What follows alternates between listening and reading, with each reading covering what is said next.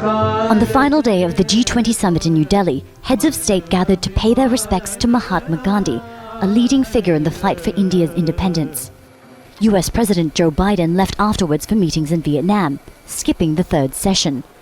A leader's declaration was reached on Saturday, with officials saying negotiations continued until the last minute. The document stopped short of criticizing Russia's invasion of Ukraine, something Moscow praised as balanced. Yes, the Ukrainian crisis is mentioned, but exclusively in the context of the need to resolve all conflicts that exist in the world. Kiev, however, said the document was nothing to be proud of, and aid agency Oxfam described it as underwhelming in its response to urgent issues such as climate change and inequality. Others commended the group's spirit of compromise, but hoped words would be followed by concrete actions. We need to see more will and more action from the greatest emitters, because those who are suffering increasingly.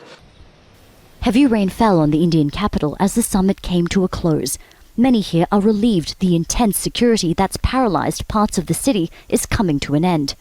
The government was criticized for covering up scenes of poverty in New Delhi, but analysts say Indian culture and Indian leadership were highlighted this weekend. There is no doubt in the mind of thoughtful Indians, people who matter, that India is very much a leader on the international stage.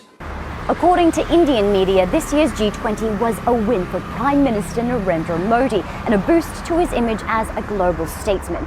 The leader is capitalizing on the forum ahead of next year's general election.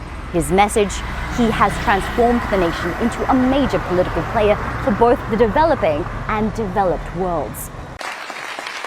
The forum ended with Modi passing on the G20 gavel to the leader of the host nation in 2024, Brazilian President Lula da Silva.